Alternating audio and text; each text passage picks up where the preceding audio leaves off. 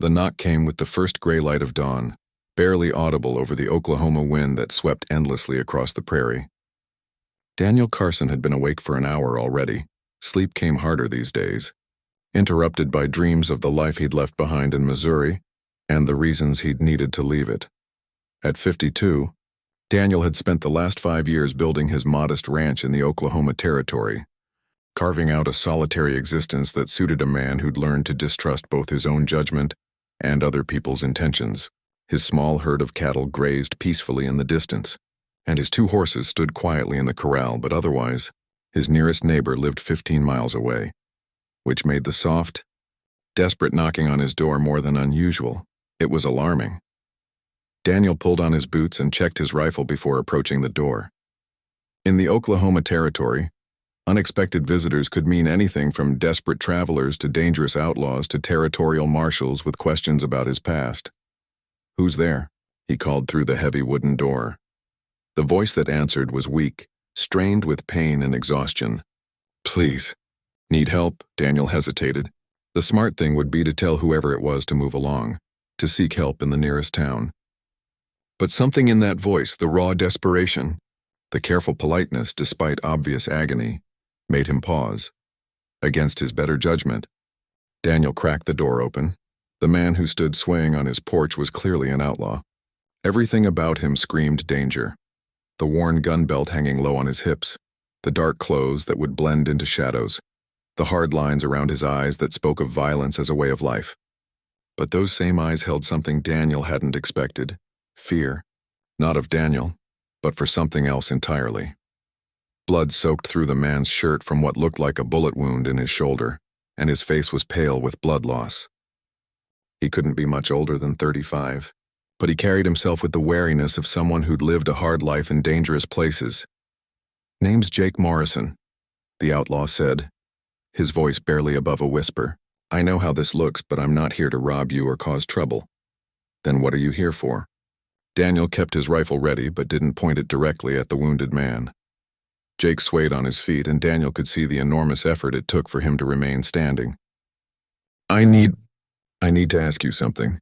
Something that'll sound crazy, but I'm out of choices." Before Daniel could respond, Jake's legs gave out. He collapsed to his knees on the wooden porch, one hand pressed against his bleeding shoulder, the other reaching out as if to steady himself. "Please," Jake gasped, looking up at Daniel with eyes that held no deception, only desperate honesty. "I'm not here to rob you. I'm here to beg you, to take care of her." Daniel felt his world tilt slightly off its axis. "Her? Who's her?" "My daughter," Jake whispered, and then he collapsed completely, unconscious on Daniel's porch as the Oklahoma sun began to rise over the endless prairie. Daniel stood frozen for a moment, staring down at the unconscious outlaw who'd just entrusted him with the care of a child he'd never seen. In the distance, he could hear the sound of approaching horses, multiple riders moving fast, probably the law tracking this wounded man to his door. Everything in Daniel's experience told him to drag the outlaw off his property and claim ignorance when the authorities arrived. But something about Jake Morrison's desperate plea, about the fear for someone else that had driven him to seek help from a complete stranger, resonated with a part of Daniel's heart he'd thought was permanently closed. Making a decision that would change his life forever, Daniel Carson dragged the wounded outlaw inside his cabin and barred the door. Daniel worked quickly to get Jake Morrison inside and onto his bed, the sound of approaching hoofbeats growing louder with each passing minute. The outlaw's breathing was shallow but steady, and the bullet wound, while serious, didn't appear to have hit anything vital. As Daniel pressed clean cloth against the wound to slow the bleeding, his mind raced with questions. Where was this daughter Jake had mentioned? How old was she? And why would an outlaw trust a stranger with the most precious thing in his life? The riders were close now. Daniel could hear their voices carrying on the morning air. He quickly covered Jake with a blanket and moved to the window, peering through the curtain to see 5 men on horseback approaching his ranch at a gallop. The leader wore a territorial marshal's badge that caught the early sunlight. The others looked like a mix of deputized townsmen and professional manhunters, the kind of men who tracked dangerous criminals for bounty money rather than justice.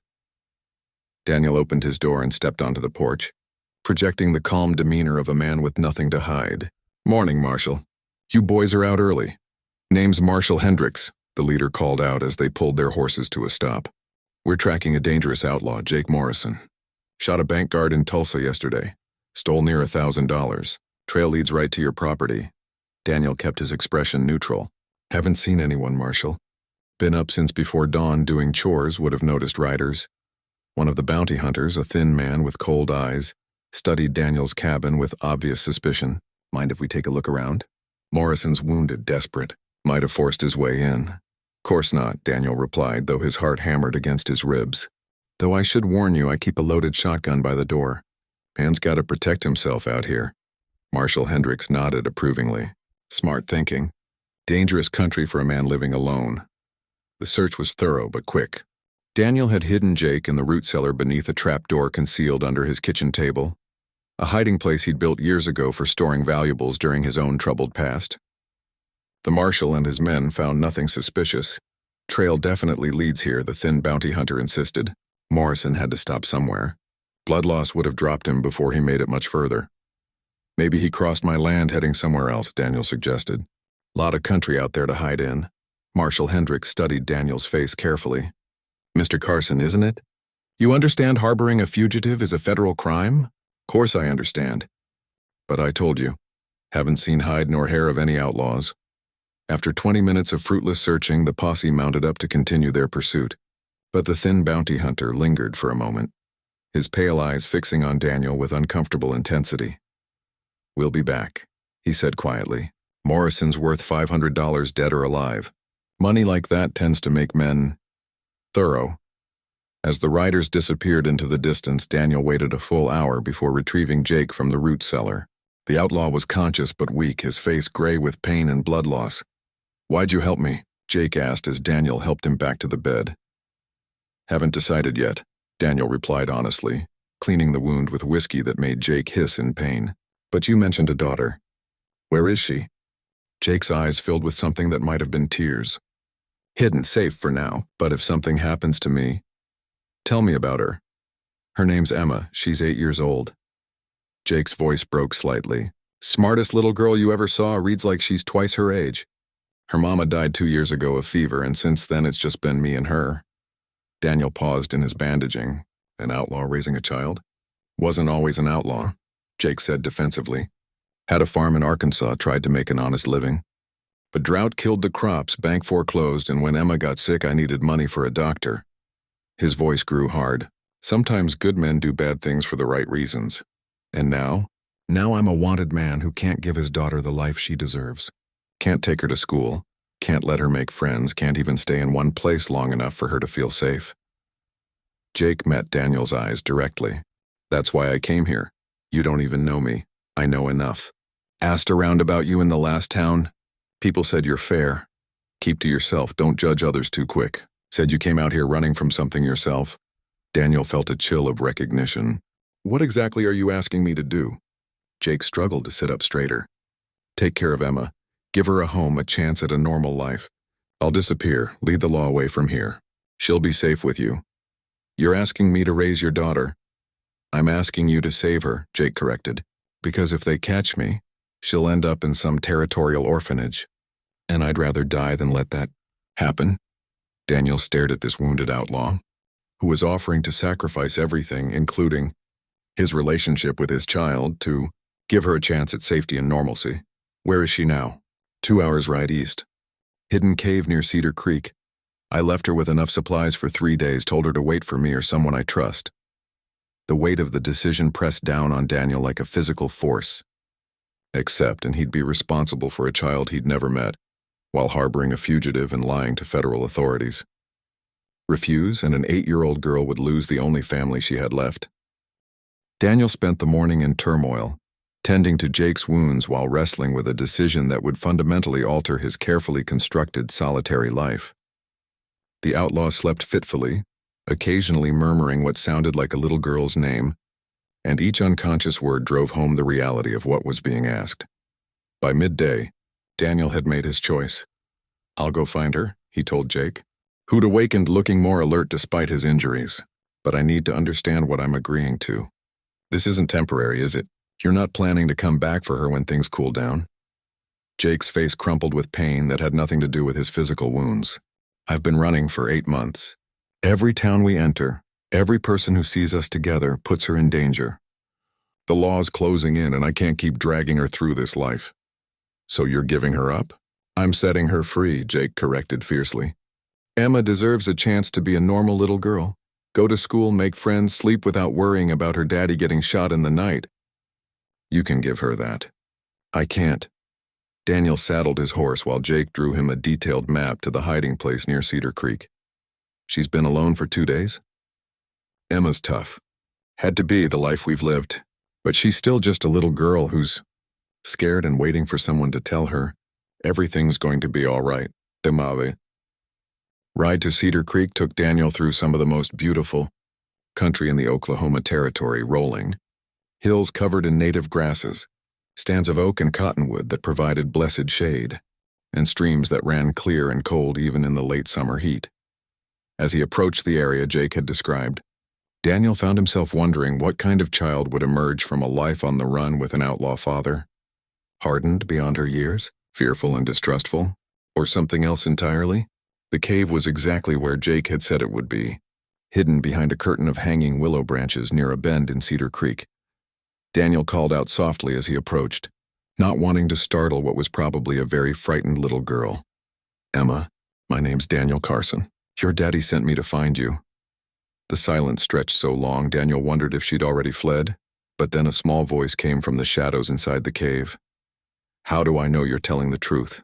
The voice was clear, articulate, and held a wariness that broke Daniel's heart. No 8-year-old should have to question the motives of every stranger. Your daddy's name is Jake Morrison. He told me you're the smartest little girl anyone ever saw, that you read like you're twice your age. He said your mama died 2 years ago of fever. Another long pause, then, what else did he tell you? Daniel thought carefully about Jake's words. He said he loves you more than anything in the world, but he can't give you the life you deserve. He asked me to take care of you. A small figure emerged from the cave, a girl with dark hair and her father's intelligent eyes, wearing clothes that had seen better days but were clean and carefully mended. She was thin, probably from irregular meals and constant travel, but she held herself with a dignity that reminded Daniel powerfully of Jake. Where is he? Emma asked directly. At my ranch. He's hurt, but he'll be all right. Emma studied Daniel with an assessment that seemed far too mature for her years. He's not coming back for me, is he? The question was asked with such quiet acceptance that Daniel felt his chest tighten. Emma, your daddy loves you very much, but he thinks you'll be safer with me. Are you a good man, Mr. Carson? The simple question hit Daniel like a physical blow. Was he a good man? He'd thought he was once before the war and the mistakes that drove him to Oklahoma Territory. But looking at this brave little girl who'd been forced to grow up too fast, he wanted to be worthy of her trust. I try to be, he said honestly, and I promise you this, if you come with me, I'll do everything I can to keep you safe and give you a chance at a normal life. Emma gathered her few possessions, a small bag of clothes, a worn book, and a wooden doll that had seen considerable love, and walked toward Daniel's horse with the resigned courage of someone who'd learned that life meant constant change and uncertainty. Will I be able to see him again? She asked as Daniel helped her mount behind him. I don't know, sweetheart, but he wants you to have something he can't give you, a home where you can stay in one place. Go to school, make friends. As they rode back toward the ranch, Emma wrapped her thin arms around Daniel's waist and leaned against his back. It was the first human contact he'd had in years that wasn't transactional or suspicious, and it awakened something in his heart he'd thought was permanently buried. Mr. Carson? Emma's voice was muffled against his shirt. Yes? Thank you for coming to get me.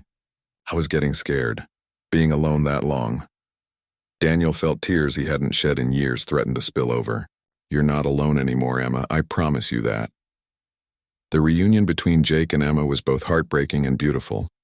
The little girl ran to her father's bedside with tears streaming down her face, while Jake gathered her into his arms despite the pain from his wounded shoulder.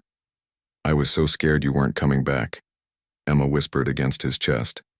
I'll always come back to you, baby girl, Jake replied, though Daniel could see the lie tearing him apart. But I need you to listen to me carefully. Daniel stepped outside to give them privacy, but their voices carried through the thin cabin walls. Jake was explaining why Emma needed to stay with Daniel, why it wasn't safe for them to be together anymore, why this separation was actually an act of love rather than abandonment. "But I want to stay with you." Emma's voice was small and scared. "I know, sweetheart, and I want to keep you with me more than anything. But wanting something and what's best for you aren't always the same thing." When Daniel returned to the cabin an hour later, he found Emma sitting beside her father's bed, holding his hand while both tried to be brave for the other's sake. "Emma," Jake said, "Mr. Carson's a good man. He's going to take care of you, make sure you get to go to school and have friends and all the things little girls should have. What about you? I have to go away for a while. But I want you to know that every single day, I'll be thinking about you and hoping you're happy." That night, after Jake had fallen into an exhausted sleep, Daniel found Emma sitting on his porch, staring out at the stars scattered across the vast Oklahoma sky. "Can't sleep?" he asked, settling beside her. "Used to sleep outside a lot when we were traveling. Got used to watching the stars." Emma's voice was thoughtful. "Daddy taught me some of the constellations. That one's Cassiopeia." Daniel followed her pointing finger to the distinctive W-shaped constellation. "Your daddy sounds like a smart man." "He is. He taught me to read when I was 5, and he knows all about plants and animals and how to find water in the desert." Emma paused. "He's not a bad man, Mr. Carson. He just made some bad choices."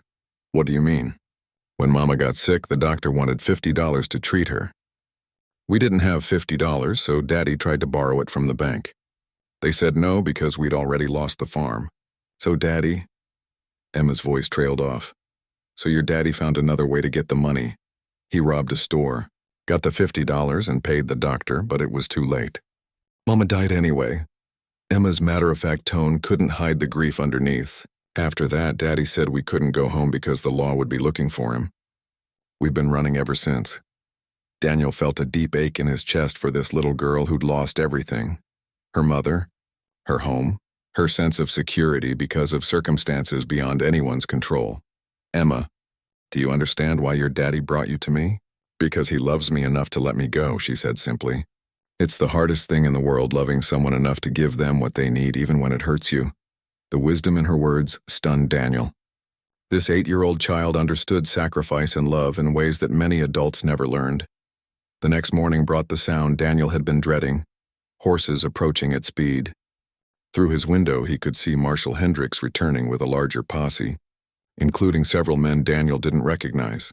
"They're back," he told Jake, who struggled to sit up despite his weakness. "You have to let them take me," Jake said urgently. "If they find Emma here, they'll know you helped me. She'll end up in territorial custody, and you'll be arrested for harboring a fugitive." Daniel looked at Emma, who was listening to their conversation with the pale composure of a child who'd learned to expect the worst. "There's another way," Daniel said slowly. "The root cellar where I hid you, it's big enough for both of you. You stay hidden while I talk to them." "Daniel, you don't understand. They're not just going to look around this time. Someone must have told them I was seen heading this direction." Jake was right. The marshal's voice, when it came, carried the authority of someone who knew exactly what he was looking for. "Mr. Carson, we know Jake Morrison is in there. Come out with your hands visible and nobody gets hurt." Daniel felt the weight of decision settling on his shoulders once again. He could surrender Jake and claim he'd been forced to help at gunpoint, which would probably save his own skin. Or he could commit fully to protecting this makeshift family, knowing it would make him an outlaw too. Looking at Emma's scared but trusting face, Daniel made his choice. "Emma, take your daddy to the cellar and don't come out no matter what you hear. Understand?" Daniel stepped onto his porch facing 7 armed men, his shotgun held casually but ready. The morning sun was behind him, putting the posse at a slight disadvantage as they squinted into the light. Marshal Hendricks sat his horse with the confidence of a man backed by federal authority, but Daniel could see uncertainty in some of the other faces. "Morning again, Marshal," Daniel said calmly. "Thought we settled this yesterday." "New information's come to light, Carson," Hendricks replied. "Storekeeper in Cedar Creek says a man matching your description was asking questions about caves near the creek. That's where Morrison was hiding his daughter." Daniel felt his stomach drop but kept his expression neutral. "Lot of folks ask about caves, Marshal. Good places to shelter if you're caught in bad weather." "Cut the act, Carson. We know Morrison's in there and we know you've been helping him. The thin bounty hunter from yesterday urged his horse forward. Question is whether you want to make this easy or hard. Easy would be you boys riding on and looking for your fugitive somewhere else, Daniel replied. Hard would be you trying to search my property without a warrant. Marshal Hendricks pulled a folded paper from his pocket. Territorial judge issued this warrant at dawn. Authorizes us to search any building, cellar, or outbuilding on this property. Daniel's heart sank, but he maintained his composure. Well then, I guess you better get to searching. What happened next surprised everyone, including Daniel. A small voice came from inside the cabin, Emma's voice clear and strong. Mr. Carson, can I come out now? I'm scared of all the shouting. Daniel closed his eyes briefly, understanding what the brave little girl was doing. By revealing herself, she was forcing the situation into the open where Daniel couldn't protect her father without exposing them both. Course you can, sweetheart, Daniel said gently. Emma emerged from the cabin, moving to stand beside Daniel with the quiet dignity that seemed to define her character. The sight of an 8-year-old girl on the porch transformed the entire dynamic of the confrontation. Well, I'll be damned, muttered one of the deputies. That's Morrison's kid. Marshal Hendricks studied Emma with obvious confusion. Little girl, where's your daddy? Emma looked up at Daniel, who nodded slightly. My daddy's inside. He's hurt bad and needs a doctor. Emma, the marshal said, dismounting and approaching the porch with his hands visible. Are you all right? Has this man hurt you or your father? Mr. Carson saved us, Emma replied with simple honesty. Daddy was bleeding real bad when he got here, and Mr. Carson fixed him up. Then he rode out to find me and brought me back safe. The marshal's confusion deepened. Little girl, your daddy's a wanted outlaw. This man was supposed to turn him over to the law. Emma's response showed wisdom far beyond her years. My daddy made some bad choices, but he's not a bad man. And Mr. Carson's a good man who helped someone who needed help. Sometimes the law and what's right aren't the same thing. Daniel felt a surge of pride and protective love for this remarkable child who was defending both her father and her protector, with courage that shamed grown men. Marshal, Daniel said quietly, before you go in there, you should know Jake Morrison's story. His wife died of fever because he couldn't afford a doctor. He robbed that store to try to save her, but it was too late. Everything he's done since has been to protect his daughter. The law doesn't care about sob stories, Carson. Morrison's a wanted fugitive who shot a bank guard. The bank guard lived. Jake's voice came from the cabin doorway as he emerged, leaning heavily on the doorframe but standing upright. And I didn't shoot him. His own partner's bullet ricocheted during the fight. I don't kill innocent people. The sight of the wounded outlaw caused several men to reach for their weapons, but Jake's hands were clearly empty and he could barely stand. Jake Morrison, Marshal Hendricks said formally, you're under arrest for robbery and assault. You have the right to— Marshal, Daniel interrupted, before you arrest anyone, I've got a proposition for you. I'm listening. Daniel took a deep breath, committing to a course of action that would change everything. Jake Morrison turns himself in, cooperates fully, tells you everything about the robberies and helps you recover whatever money's left. In exchange, you guarantee Emma stays with me as her legal guardian, and you recommend Jake for territorial work program instead of prison. You can't negotiate for a federal fugitive. Carson, actually I can, Daniel said, revealing a card he'd hoped never to play. Sergeant Daniel Carson, 14th Missouri Infantry, Medal of Honor recipient, personal commendation from General Grant for service beyond the call of duty. The information hung in the air like a thunderclap. Even the bounty hunters looked impressed. A Medal of Honor carried weight that transcended normal civilian authority. You're a war hero? Marshal Hendricks asked. Was. Now I'm just a rancher who's found something worth fighting for again. Daniel looked down at Emma, who was holding his hand with complete trust. This little girl deserves a chance at a normal life, and her daddy deserves credit for putting her welfare above his own freedom. Jake looked at Daniel with amazement and gratitude. You'd do that? Stake your reputation on a man you barely know? I'd do that for a father who loves his daughter enough to give her up to keep her safe, Daniel replied. And for a little girl who's been braver than any soldier I ever served with. Marshal Hendricks studied the unlikely group. A war hero turned rancher. A wounded outlaw and an 8-year-old girl whose quiet courage had transformed a manhunt into something else entirely. I'll need to send telegrams. Get authorization from the territorial governor, he said finally.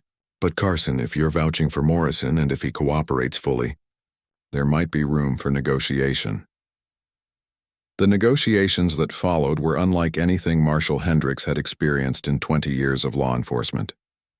Daniel's war record opened doors that normally remained closed to fugitives, while Emma's presence reminded everyone involved that real lives hung in the balance of their decisions. Jake, despite his weakness from blood loss, proved to be as honorable in surrender as he'd been desperate in flight. He provided detailed information about every robbery he'd committed, the location of cached money, and even intelligence about other outlaw gangs operating in the territory.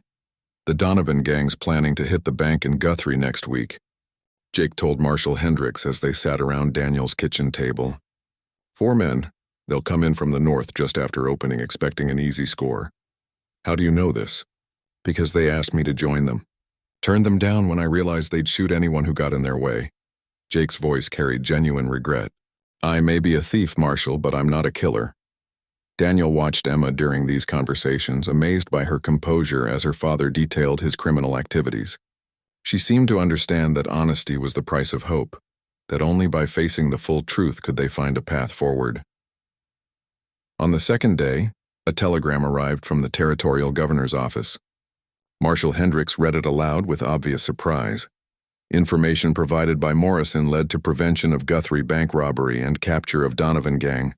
Territory appreciates cooperation and authorizes work program consideration as discussed. Governor Williams. Jake's information had been accurate. The Donovan gang was captured trying to rob the Guthrie bank, and several innocent lives had been saved by his warning. What's the work program? Emma asked. Territorial scouts, Marshall Hendricks explained. Men with wilderness knowledge who help track dangerous criminals and guide settlers through hostile territory. Dangerous work, but honest work. Daniel saw hope flicker in Jake's eyes for the first time since the wounded outlaw had collapsed on his porch.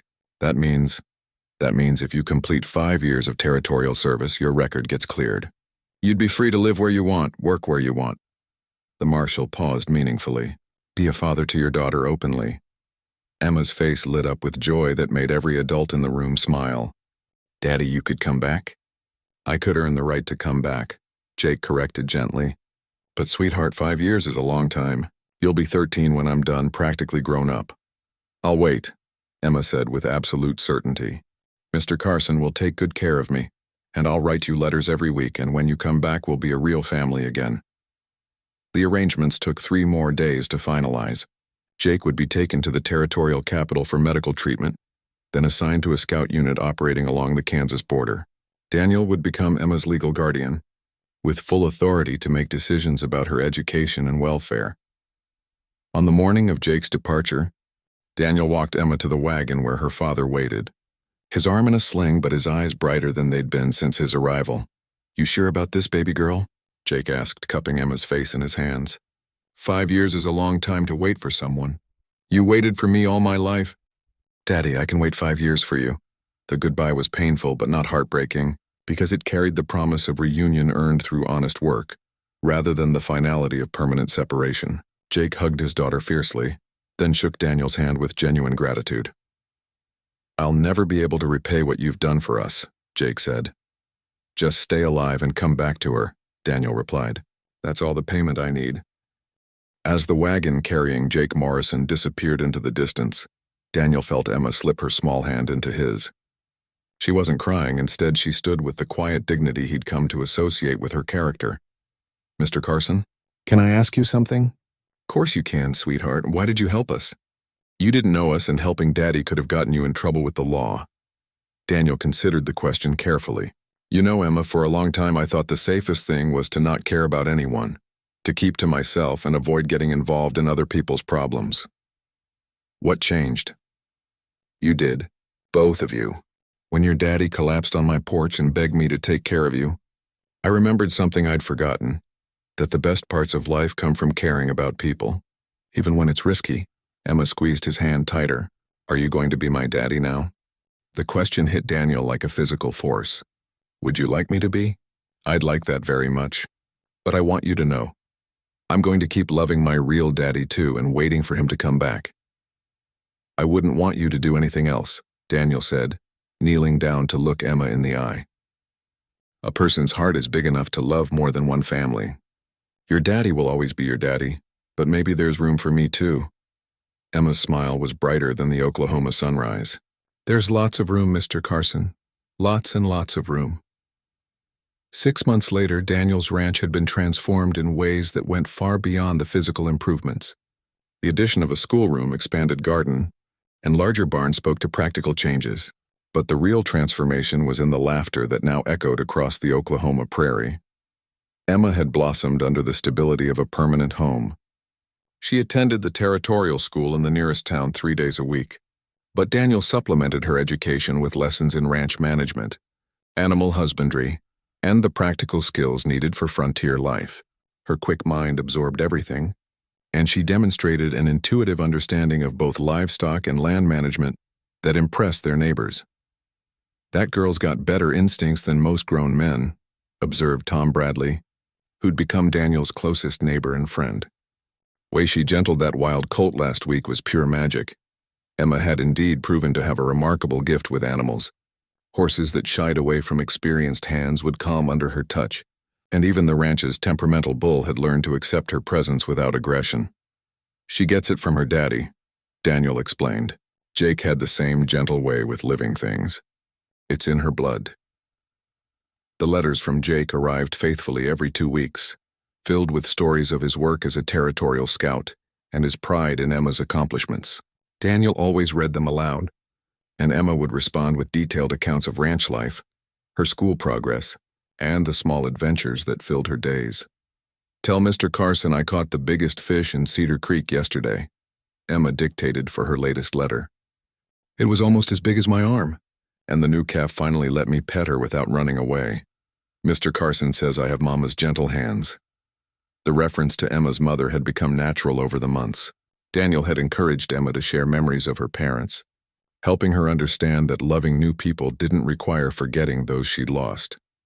The real test of their new family came when territorial officials arrived for their required 6-month evaluation.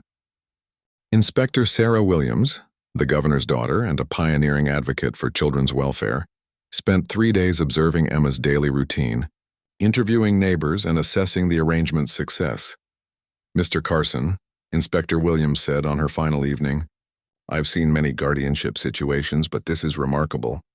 Emma's educational progress exceeds children from established families. Her emotional stability is excellent, and she clearly feels loved and secure." "She's an exceptional child," Daniel replied, watching Emma help with evening chores with the competence of someone twice her age. "The question I'm required to ask is whether you're prepared for the long-term commitment this represents. Emma will be with you for at least 5 years, possibly longer if her father chooses to continue territorial service." Daniel had wrestled with this question himself during the long Oklahoma nights. Taking care of Emma had awakened parts of his heart he'd thought were permanently damaged by war and loss. He'd found purpose and joy in her daily presence, but more than that, he'd found family. "Inspector Williams, 6 months ago I was a lonely man hiding from his past. Emma didn't just give me someone to care for. She gave me a reason to become the man I always wanted to be. I'm not just prepared for the long-term commitment. I'm grateful for it." Emma, who'd been listening from the kitchen, emerged with a plate of cookies she'd baked earlier. "Mrs. Williams, can I tell you something?" "Of course, dear." "Mr. Carson reads to me every night, even when he's tired from ranch work. He's teaching me to ride and rope and all the things Daddy never had time to show me, but mostly he makes me feel safe. I know that no matter what happens, he'll take care of me." Inspector Williams smiled warmly. "That's exactly what a guardian should do, Emma." "And I take care of him too," Emma continued seriously. "I cook breakfast every morning, and I help him remember to eat when he gets too busy with work. And I make sure he doesn't get too lonely." The inspector's report, filed the following week, recommended permanent continuation of the guardianship arrangement and praised it as a model for successful placement of children from troubled circumstances. But the real validation came in a letter from Jake that arrived just as autumn painted the Oklahoma landscape in shades of gold and crimson. "Daniel, I can't find words for the gratitude I feel reading Emma's letters. She writes about school and friends and normal little girl things I never thought she'd have. But more than that, she writes about feeling loved and secure and excited about the future. You've given her something I never could, the chance to be a child instead of just a survivor. The territorial service is hard work, but honest work, and knowing Emma's happy makes every dangerous assignment worthwhile. I'm learning skills that'll let me provide for her properly when I return. And every day I become more certain that sending her to you was the best decision I ever made. Take care of our girl, and know that you'll always have my gratitude and friendship. You saved more than Emma's life, you saved her childhood. That evening, as Daniel and Emma sat on the porch watching the sunset paint the prairie in brilliant oranges and purples, she leaned against his shoulder with the comfortable affection that had become their evening ritual. Mr. Carson, do you think Daddy's happy? I think your daddy's exactly where he needs to be, doing work that's making him proud of himself again. And I think knowing you're safe and happy makes everything worthwhile for him. Do you think he'll like who I am when he comes back? I'm different than I was when he left. Daniel considered the question seriously. Emma, you're growing into an amazing young woman, smart, kind, brave, and capable. Your daddy's going to be so proud of who you've become. But you know what won't change? What? How much he loves you. That's been constant since the day you were born. And it'll be constant until the day he dies, just like my love for you. Emma's smile lit up the gathering darkness. I love you too, Mr. Carson. Different than I love Daddy, but just as much. As the stars emerged in the vast Oklahoma sky, Daniel reflected on how dramatically his life had changed since that dawn morning, when a wounded outlaw collapsed on his porch. He'd found family in the most unlikely circumstances, discovered that love multiplied rather than divided when freely given, and learned that sometimes the greatest courage was simply opening your heart to someone who needed it. 4.5 years later, Daniel stood on his expanded porch watching Emma, now 12 years old and nearly as tall as his shoulder, work with a young horse in the corral. Her movements were confident and sure, her voice calm and encouraging as she guided the colt through basic training exercises. Easy, Thunder, she murmured to the spirited black horse. Nobody's trying to break you. We're just learning to work together. The philosophy she applied to horse training reflected the wisdom she'd gained from living between two worlds, the outlaw life with her father and the stable home with Daniel. She understood that partnership was stronger than domination, that trust had to be earned rather than forced. She's got quite a gift, observed Dr. Margaret Foster, the territory's first female veterinarian, who'd become both a friend and mentor to Emma.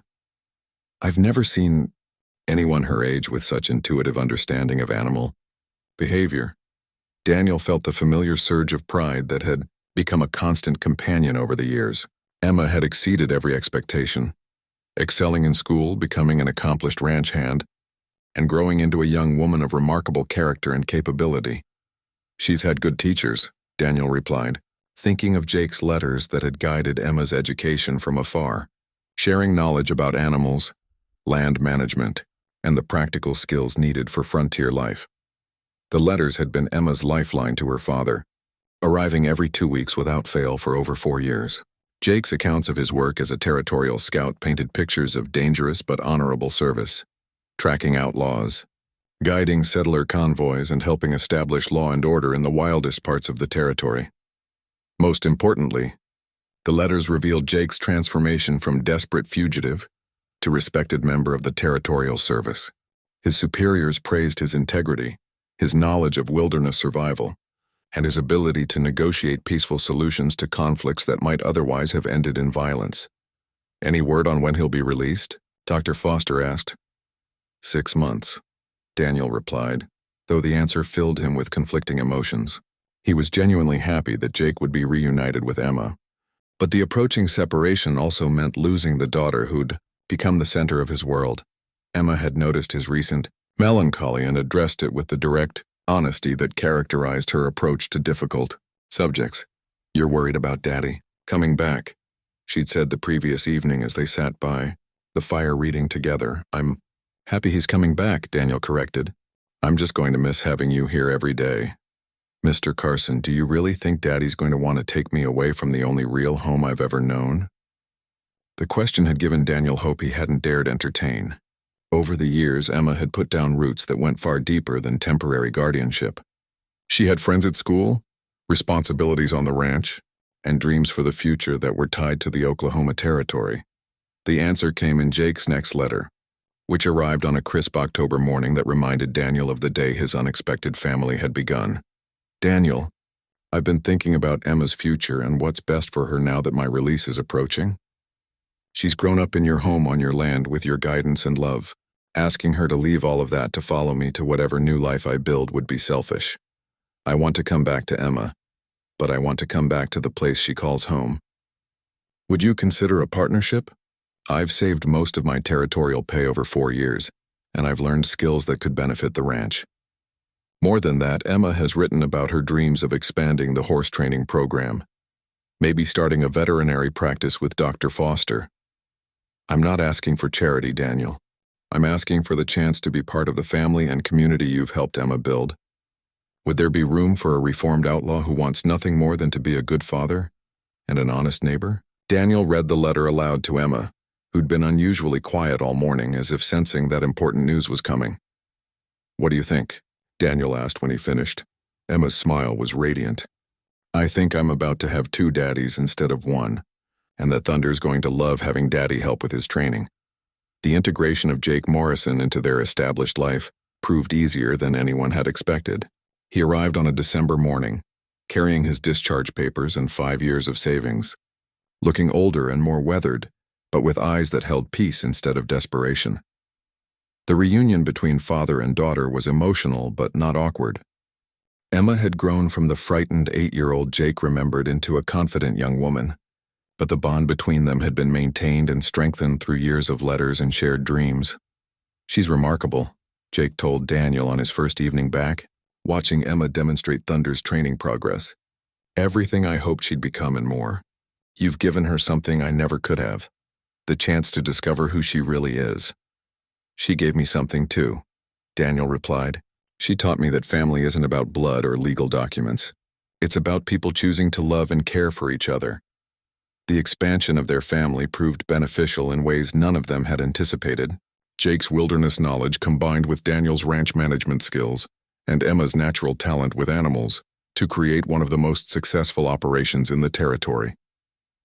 Their horse training program attracted buyers from across the region, and Emma's apprenticeship with Dr. Foster positioned her to become the territory's 2nd female veterinarian. A year later, as they sat around their expanded dinner table, now set for 3 instead of 2, Daniel reflected on the journey that had brought them to this moment of contentment. You know what I learned? He said as they shared stories of the day's work. What's that? Jake asked. That sometimes the best destiny isn't the one you plan.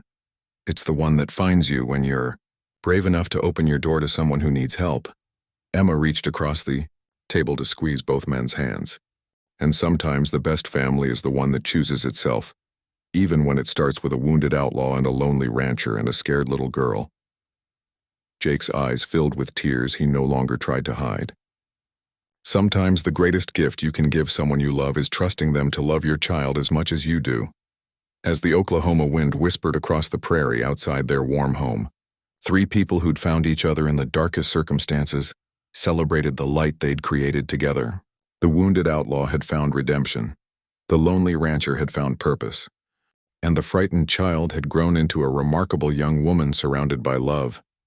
Their story proved that family could be forged from the most unlikely materials: trust offered in desperation, compassion extended despite risk, and love that multiplied when shared rather than hoarded.